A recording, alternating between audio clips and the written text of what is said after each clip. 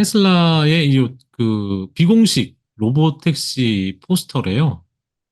8월 8일 날 하긴 할 건가 봐요. 어, 이제 그 SNS X에 이 테슬라 그쪽에서 올라와 있던데 보니까 그, 그 작은 그거 있잖아요. 저번 이렇게 그 이미지 있던 거 그걸 이렇게 차용한 것 같은데 이거 없죠, 그죠? 이렇게 자리가 뭐 몇 개 없는 것 같아요. 아무것도 없고 문도 이렇게 일단 하긴 할 것 같아서 좀 시장에서 뭐 기대감이 좀 있는 게 아닌가. 이 모건 스탠리에서 아담 조나스가 중국이 전기차 패권 경쟁에서 승리했다. 그래서 이거를 테슬라든 기타 뭐 서방 국가의 그 내연기관 만드는 주요 업체들도 이 사실을 깨닫고 있다. 이런 이야기를 하면서 현재 그런 상황 그러니까 깨달았다는 거죠. 그러니까 패권이 넘어갔다는 건 중국차 그러니까 전기차로는 그냥 전기차로는 중국한테 게임 그 이제 이게 안 된다고 이제 이게 인정을 하는 순간 그러니까 각 기존 업체들이 자본 지출을 줄이는 거죠. 감소시키고 그다음에 중국 차가 못 들어오게 보호주의를 증가시키는 거예요. 음, 예, 경쟁이 안 되니까. 그 다음은 이 중국과의 협력도 이제 궁극적으로는 해야 되는 부분이 있는 거죠. 왜냐, 이게 그 결국에는 그 테슬라도 그 중국이랑 뭘 하는 것도 그렇고 궁극적으로 마지막에는 이렇게 갈 수밖에 없는 새로운 국면에 접어들 가능성이 높아지고 있다. 이렇게 보는 겁니다. 음, 지금 가고 있는 길이 그러니까 전기차 시장이 이렇게 흘러갈 거다. 이렇게 보는 거죠. 그걸 뒷받침하는 게 이 테슬라가 부분적인 전환을 하고 있다는 것이 그 뒷받침이다라는 거예요. 자율주행과 로보택시로 전환하는 거죠. 일반 전기차 생산해서 뭐 중국의 시장 경쟁을 하려는 게 아니라 부분 전환을 통하는 이런 게 이제 어, 경쟁의 뒷받침이 되고 있다. 이렇게 보는 거죠. 그래서 또 하나가 뭐가 있냐면 전기차 시장도 그렇지만 이 기존 자동차도 현재 보시면은 자동차 산업에 AI를 활용하는 사례들, 그러니까 이게 상당히 그 그러니까 데이터나 이런 게 많은데 배수는 되게 낮게 받고 있다고 보고 있는 거예요. 자동차 산업이. 그러니까 시각적 데이터를 뭐 테슬라가 많이 갖고 있지만 다른데도 어쨌든 그 정도는 아니지만 돌아다니면서 뭔가 가지고 있긴 하잖아요. 근데 그렇죠. 일단 좀 낮긴 한데 그래서 이 AI 활용에 대해서 어, 이걸 활용해가지고 자동차 산업이 그 인간의 의사결정을 위한 그 제공된 정보가 이렇게 향상된 정보도 제공해 줄 수 있고 또 하나는 그 품질이나 분류, 자재 취급 이런 걸 자동화시켜가지고 비용도 떨어뜨려 줄 수도 있고 그다음에 요게 중요한데 예측 유지 보수 시스템 그러니까 어디가 고장 날지를 미리 예측해 주는 거예요. 그래서 미리 유지 보수를 시켜주는 거죠. 그렇게 해서 가동 시간을 높여주는 이런 걸 해서 효율성을 향상시키고 큰 폭의 마진 개선을 할 수 있는 이게 지금 전기차보다 AI가 먼저 이렇게 하다 보니까 내연기관이나 하이브리드가 빨리 안 죽는 이유도 경쟁력이 생겨버린 거예요. 이걸로 인해서 이런 부분이. 그래서 또 최근에 요 세 개의 주가가 상당히 그 내연기관 그 관련 이런 쪽그 정비 보수 이런 건데 매출 추정치도 상회했고 연간 가이던스도 높인 상태에서 좋았어요. 그렇기 때문에 앞서 제가 그 여기 봤던 예측 유지 보수 시스템이죠. 이거와 연결돼서 뭔가 산업에서 쓸 수 있는 현재까지 나온 것 중에 이걸 할 수 있는 아직까지 알려진 거는 팔란티어밖에 없긴 합니다. 음, 현재 이 AI 예측 가능성에 대한 부분이 팔란티어가 제공할 수 있는 기능이죠. 부품의 서비스나 또는 이제 교체 시기를 알려줄 수 있는 그런 부분이 있어서 한 예로 이제 그 빌드 2024 엑스포, 그 건설업계의 엑스포에서 AI 활용을 이제 건설업계가 도입하고 있는데 건설 장비 고장 예측에 AI를 활용한다고 합니다. 그다음에 많은 고장이 대부분 이제 사람의 그 주의력 부족으로 인해 발생한대요. 네, 당연히 이제 그 많이 쓰거나 이런 부분에 있어서 좀 주의만 정비만 제대로 하고 주의만 제대로 기울여도 이제 잘 안 되는데 그냥 하다 보면 뭐 계속 쓰는 거죠, 그죠? 예. 근데 이 AI를 이용함으로 인해서 이 시기를 예측하는 거죠. 그게 지금 그 AIP, 뭐 다이나믹 프레딕티브 메인터넌스라고 하는 팔란티어의 기능입니다. 이거를 AIP를 통해서 이렇게 할 수 있다. 이렇게 보는 거죠. 또 하나 예로 이제 그 PG&E사가 2024 가스 세이프티 플랜이라고 하는 거를 했는데 여기 이제 자기들이 파운드리를 쓰고 있어요. 여기가 팔란티어를. 어, 그래서 현재 그 50개 이상의 가스, 뭐 전기, 고객 관리 중심 그 소스 시스템에 이제 연결을 시켰는데 그러다 보니까 이게 자료만 기록만 이제 수십억 개가 이렇게 연결됐죠. 그러다 보니까 이게 지금 데이터 분석 기능이 향상돼 가지고 안전 및 운영 의사 결정이 개선됐다고 하고요. 시스템 관리도 업그레이드돼서 가스 인프라를 보다 효율적으로 모니터링하고 유지 관리하고 있다. 그다음에 위험 평가하고 관리 이쪽에도 포괄적인 뷰를 제공해주고 있고 사전 그 대응 시간 및 예방 조치도 개선됐다. 이런 그 산업계는 그러니까 IT계는 이쪽 그 팔란티어를 잘 많이 안 쓰죠. 왜냐하면 그 자기들이 할 수 있다고 일부 있기 때문에. 근데 산업계는 아예 없으니까 산업계가 팔란티어를 좀 더 많이 쓰는 경향이 있다. 뭐 이렇게 좀 보시면 될 것 같고요. 자, 그다음 그 또다시 이제 그 예측 관련해서 뭐 이런 시스템에 있어서 저희가 전력이 많이 필요하다고 하잖아요. 근데 지금 자료에 그 이코노미스트 뉴스에 보니까 AI가 지금 보시다시피 21세기의 그 전력망이랑 이런 거에 있어서 좀 낮춰줄 수 있다고 보고 있는 거예요. 그래서 이 그리드가 AI를 통해서 스마트해지고 뭐 에피전 좀 더 이제 효율성 있게 바뀔 수 있는 거죠. 이게 지금 보시면은 AI하고 기타 기존 전력망 개선을 통해서 향후 3년에서 5년 동안 새로운 송전선을 건설하지 않고도 약 100기가와트 정도의 송배전 용량 확보를 할 수 있다.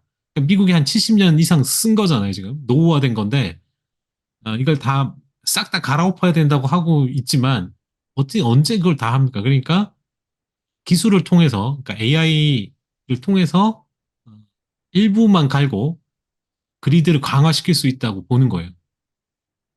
이게 지금 100기가와트면 현재 피크 수요인 740기가와트의 13%니까 상당히 많이 확보할 수 있는 부분이죠.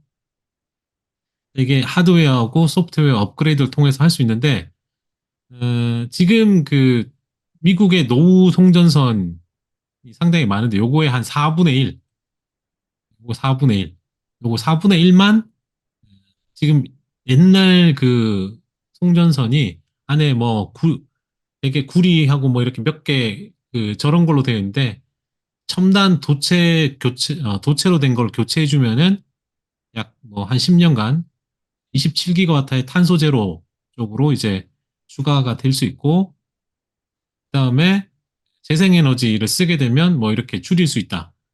그다음에 이제 케이블 쓸 때 탄소 섬유 요건 아직 할 수 있는 부분은 아닌 것 같더라고요. 이건 좀 더 개발돼야 되는데 탄소 섬유를 쓰면 전력을 3배 전력 전달할 수 있다. 그다음에 알루미늄 합금 코어를 쓰면 또 그 개선될 수 있대요.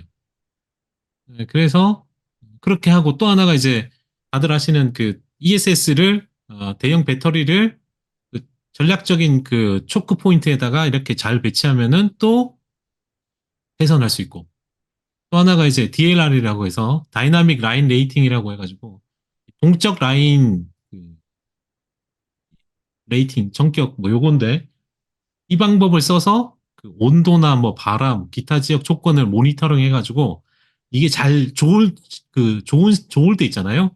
좋을 때 전략을 많이 보낸다. 이런 것도 있고요. 하여튼 그래서 이걸 그 AI를 통해서 할 수 있다는 거죠. 이런 걸 봐서는 이것만 잘해도 이렇게만 잘해도 이제 막 발전소를 막 짓고 추가 발전을 엄청 많이 해야 되는 것까지는 아니다. 이걸 지금 뭐 어, 특히 이쪽 그 배터리 이제 ESS 하는 건 독일이 많이 하고 있죠.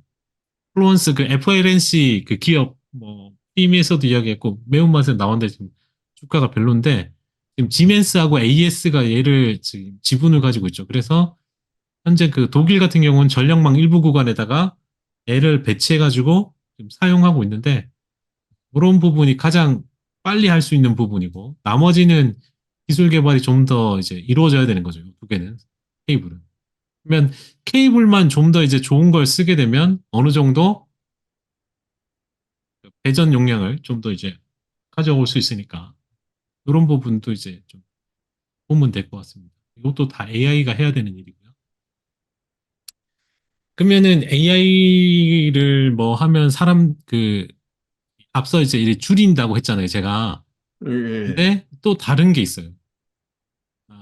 제본스 패러독스라고 해가지고 보통 AI 하면 비용을 절감시키고 효율성을 높여서 도움이 된다고 보잖아요.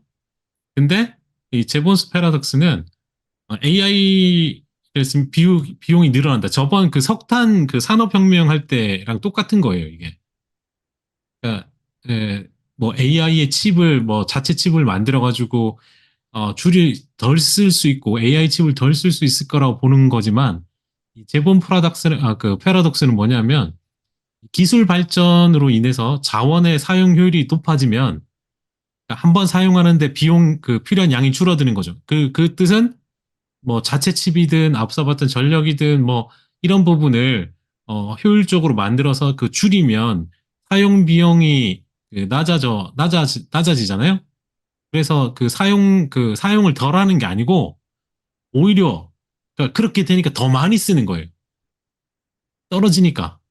어, 떨어지니까 더 많이 쓰고 그래서 수요가 더 많이 발생하는 그런 그 저번에 설명했듯 그 산업혁명을 통해서 석탄 가격이 하락하자 소비가 확 늘어나고 또 이제 그 뭐 기본적으로 이제 이런 거죠. 도로 건설하면은 자동차가 늘어나서 교통 체증을 유발한다고 더 유발하게 되죠. 더 편하게 하려고 했는데 교통량이 더 늘어나는 거예요. 도로망을 더 음, 많이 갈수록 더 쉽게 갈 수 있으니까 음, 그런 것도 있고 또 이제 영화 제작하는 데서 그 CG를 쓰잖아요. 네. 그거가 비용이 CG를 쓰니까 편리하니까 거기에 돈이 더 많이 들어가는 거예요. 오히려 돈을 줄일 줄 알았는데 더 많이 써가지고. 하여튼 그런 식으로 이제 이런 상황도 발생할 수 있는 거죠. 그래서 당분간은 이 패러독스가 유지될 수 있을 단기적으로는 그렇게 보이고요. 그러다 보니까 그 단기라는 것도 한 2030년 넘어까지는 지금 보시면 그 생성형 AI 그 지출이 상당히 기하급수 이렇게 많이 올라오죠, 그죠? 이게 지금 약 20배죠, 20배. 이게 지금 향후 10년 동안 지출이 20배 늘어나는 거예요. 20배 늘어날 수 있다고 예측하고 있는 거죠. 근데 요거는 예측이기 때문에 저번에 말씀드렸다시피 10년짜리 이런 그 선형 예측은 기본적으로 한 5년까지 요 정도까지 그죠? 여기까지는 거의 맞춰요. 근데 여기는 어떻게 될지 몰라요. 솔직히. 10년짜리 음, 선형 예측은 그냥 한 5년 정도만 믿고 이 정도만 보고 좀 나갔으면 좋겠어요. 음, 자료 뭐 있다고 이렇게 막 20배 올라온다가 아니고 한 10배 정도는 여기까지는 거의 이렇게 속도가 오다가 이때가 되면 뭔가 바뀌어요 막. 그래서 이 정도까지 믿지 마시고 한 5년 정도만 이건 거의 민다고 보시면 되고 그다음에 에릭 슈미트가 AI 대해서 지금 다들 과대포장이라고 하는데 과소포장 이야기했고요. 자본 투자도 늘어난다. 특히 이제 엔비디아가 현재 가장 큰 승자다. 어, 아, 독점이기 때문에 하드웨어하고 소프트웨어 스택 쪽에 사실상 독점이다. 경쟁을 하는데 다른 칩, 즉 자체 칩을 사용하려고 계속 뭐 발표하고 노력하고 있지만 한동안은 여전히 엔비디아를 구매할 할 수밖에 없다. 이런 이야기를 했습니다. 넘어가고 그러면 이게 또 AI 지출이 늘어난다는 근거는 TSMC가 이번에 발표를 했는데 향후 3년간 코어스 장비 주문을 크게 확대할 거다. 이걸 이제 오늘 이야기를 했어요. 그래서 그 이유가 AI 서버 사용 칩 수요가 급증했기 때문이다. 이게 지금 나왔죠, 그죠? 예, 다 이런 기업들이 다 많이 사용하기 때문에. 그래서 장비 주문을 크게 확대했는데 그 장비를 그러니까 여기가 주문자들이잖아요. 여기가 주문자들인데 그래서 코어스 장비를 급하게 주문했는데 그 장비를 납품하는데도 생산이 캐파가 꽉 찼대요. 그래서 빨리 못 받는 거죠, 여기도. TSMC도. 그 다음에 그 장비만 있어도 되는 게 아닌 게 인력도 부족하고요. 기존 그 유지 보수 시간도 있기 때문에 이것도 부족해지기 때문에 이게 빨리 될 수가 없는 거예요, 지금. 여기도. 막 늘리고 싶어도 장비도 부족하고 인력도 부족하고 시간도 부족하고 뭐 이런 식으로 되어 있다는 거죠. 그래서 월간 코어스 생산량이 24년 말까지 3만 6천 개인데 요게 작년에 2배고요. 25년에 5만에서 5만 5천 개인데 26년에도 늘을 거라고 생각하고 있고 똑같이 코어스랑 비슷하게 AI 서브 프로세스도 2배 증가죠. 작년 대비. 매출이 이제 차지하는 비중이 이제 11에 13 정도 되니까. 그리고 향후 5년간 매년 50% 성장한다. 이게 중요하죠. 그죠? 그래서 5년 동안은 거의 뭐 그 AI 서버 지출에 대한 매출이 상당히 많이 증가할 거기 때문에 요거는 뭐 지켜보면 될 것 같고요. 2028년이 됐을 때 연간 매출의 20%를 차지한다. 요거만 봐도 AI는 생각보다 뭐 줄어들거나 그럴 건 없다고 보면 되고. 그러면 그 AI 캐펙스에 대해서 다들 우려하는 게 이 닷컴 버블 때 이야기를 많이 하는데 이때하고의 유사점. 일단 유사한 거는 뭐냐? 그 당시 이제 닷컴이니까 인터넷 서비스하고 마찬가지로 생성형 AI가 지금 아직 초기 단계죠, 그죠? 그러다 네. 보니까 투자자들이 골드러시처럼 이제 달려들고 있고 투기적인 지출이 급증하고 있는 상황은 똑같죠. 또 하나, 승자에 대한 불확실성. 누가 그 승자가 될지는 아직 아무도 모르는 그런 부분이 있고 또 하나는 이 높은 지출 대비 매출이 아직 모호해요. 똑같이. 그죠? 지출은 지금 많이 늘어나는데 실제 매출이나 이런 부분에 있어서 상당히 불균형적이기 때문에 이게 닷컴 지출 패턴하고 유사하죠. 그리고 또 비슷한 게 이제 벤처 캐피탈 투자. 여기가 어차피 벤처 캐피탈 투자라는 곳이 인터넷보다 더 AI가 좀 소위 말해서 속이기가 쉬워요. 블랙박스 같은 거는 까보기가 더 어렵거든요. 이게 투자인데 이게 정말 좋은 건지 나쁜 건지 돈만 있는 사람들이 알 수가 없어요. 그래서 여기가 일단은 지르고 보는 것도 똑같죠. 그 다음에 높은 위험에도 불구하고, 그러니까 앞서 이게 벤처 캐피탈과 똑같은 계속되는 투자가 되고 있어요. 그래서 ROI에 대한 명확성이 없는데도 불구하고 AI에 대한 막대한 투자가 이루어지고 있어요. 모르니까 일단. 그래서 일단 지르고 보는 겁니다. 그러면은 차이점은 뭐냐? 인터넷 닷컴하고 차이점은 강력한 재정 지원이 바탕이 되는 거예요. 즉, 선도하는 데가 빅테크 기업이기 때문에 이 빅테크 기업이 재정이 탄탄하죠. 그러다 보니까 수익성 있는 기업이 담당하다 보니까 이게 그 당시와 좀 다른 점이고요. 그다음에 이런 강력한 재정적 지원을 바탕하고 있어서 이 부채 자금 조달이 그러니까 적어요. 즉, 그 인터넷 버블 당시에는 돈을 전부 다 금융권, 부채로 조달했거든요. 투자를. 그러다 보니까 금융 붕괴, 그쪽까지, 금융 시스템까지 이제 위험해지는 그런 걸로 갔는데, 이번에는 여기랑은 이제 고리가 끊겼죠. 그리고 또 하나는 공급망하고 운영 제약. 앞서 이제 TSMC 이야기했듯이 칩 부족 이런 사태로 인해서 이게 빨리 못 가요, 지금. 뭔가 음, 이제 강제적으로 우선순위가 지정되고 막 이러면서 과도한 지출을 일시 이제 완화시켜주는 그런 효과를 가지고 있습니다. 그다음에 그 광범위한 채택하고 통합인데 에, AI가 좀 더 이제 그 다양한 산업과 애플리케이션이 이제 통합되고 이런 게 생긴 거죠. 그런 것도 조금 더 차이가 있고 좀 더 이제 와이드하고 그다음에 인프라하고 접근성에 있어서 이 인터넷 서비스하고 AI가 이제 동일 수준의 어떤 병목 현상이 아니기 때문에 좀 더 AI가 광범위하고 더 빠르게 채택될 수 있다. 이렇게 좀 보면 될 것 같고요.